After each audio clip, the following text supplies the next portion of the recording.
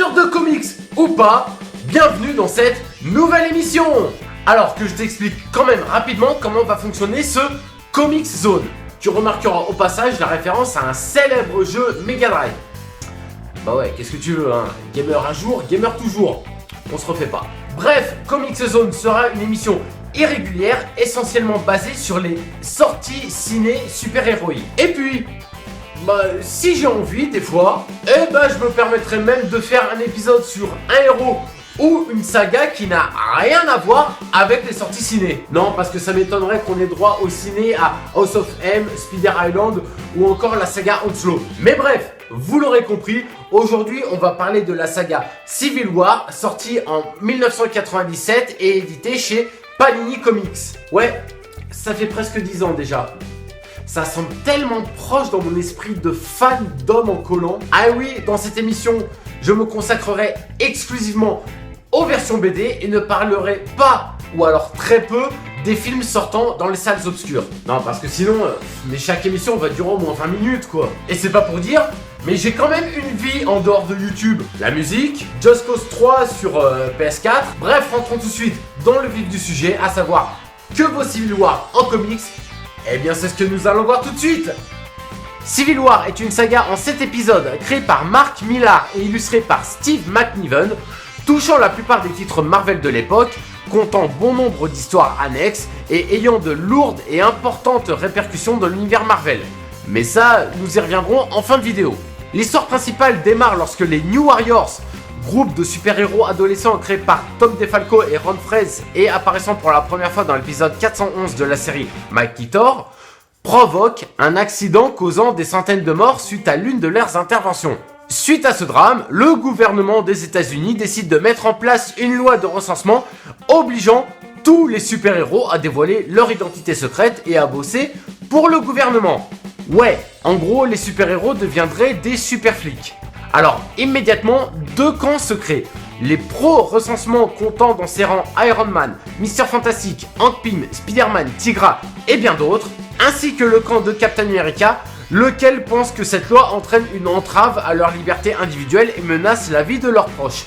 T'imagines un peu si un héros comme Spider-Man faisait son coming out super-héroïque et balançait devant des caméras du monde entier. Oui, bonjour, alors je m'appelle Peter Parker, je suis Spider-Man depuis l'âge de 15 ans et j'adore me balader la nuit dans des collants qui me moulent les burnes. C'est exactement ce qu'il s'est passé dans la saga Civil War. Oui, Peter Parker, alors très proche de Tony Stark, s'est laissé convaincre de dévoiler son identité secrète au monde entier, ce qui a eu des répercussions importantes et inquiétantes pour le tisseur. Bref, ça commence à être le bordel, le camp de Captain America est obligé de se cacher car désormais traqué par le groupe d'Iron Man, qui n'hésite pas à engager des supercriminels souhaitant profiter de la loi de recensement. C'est lors d'une première bataille de groupe que les choses dégénèrent. Un clone de Thor, alors censé être mort durant cette période, et créé par Tony Stark, tue Goliath. Suite à cet événement, Sue Storm rejoint le camp de Captain America en aidant toute la clique de ce dernier à s'enfuir. Spider-Man, également très affecté par cet acte, se remet en question et décide de rejoindre le camp du super-héros patriotique, et ce, après un combat contre Iron Man, durant lequel il laissera quelques plumes et ne devra son salut qu'au Punisher. Non, parce que le Punisher, il a l'air d'un gros bourrin comme ça, avec ses gros flingues pour compenser je sais pas quoi.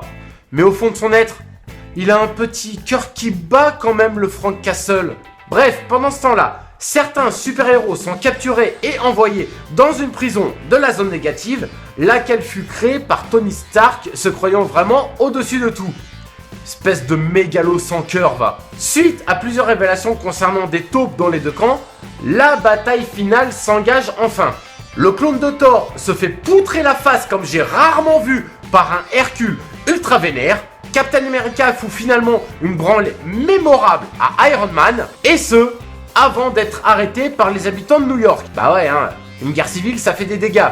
Et la ville entière est ravagée suite au combat provoqué par les deux camps. Voyant cela et constatant qu'il cause plus de tort aux citoyens qu'autre chose, Cap décide de se rendre aux autorités, ce qui n'empêchera pas son camp de poursuivre leurs actions super-héroïques dans l'illégalité totale par la suite. Et pour aller plus loin, on peut également signaler le fait que Steve Rogers fut assassiné alors qu'il se rendait à son procès. Par qui? Comment? Ah bah ça je vous laisse le découvrir si vous n'avez pas lu la saga. Au final, Civil War est l'une des sagas Marvel les plus importantes de ces dernières années et l'une des plus plébiscitées par le public, et cela se comprend parfaitement. On peut y voir la montée en puissance d'un Tony Stark qui deviendra directeur du Shield à l'issue de cette histoire. On assiste à la mort de Steve Rogers. Bucky, alias le soldat d'hiver, endosse à l'issue de cette saga le rôle de Captain America. Spider-Man dévoile son identité au monde entier. Les 4 Fantastiques se séparent un temps. Durant cette période, la chose fera même une escale en France et fera connaissance de super-héros français.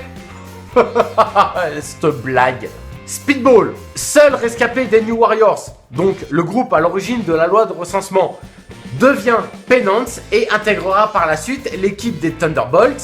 Et tout cela durera jusqu'à Secret Invasion, la grosse saga de Marvel suivant Civil Wars. Mais encore une fois, on abordera peut-être le sujet dans un prochain Comic Zone. En attendant, j'espère que vous avez appris certaines choses au sujet de Civil War. Je l'ai fait courte, car parler en détail de Civil War, ça prendrait énormément de temps. Mais si vous souhaitez approfondir le sujet, pour ça, il y a les commentaires juste en dessous de la vidéo. Donc n'hésitez pas à vous exprimer, à liker et à partager cette vidéo. Et moi en attendant, je vous donne rendez-vous très très vite. Oui, parce que je continue toujours mes frais de chronique et les Naftalin Games. Faut pas déconner non plus. Allez, ciao!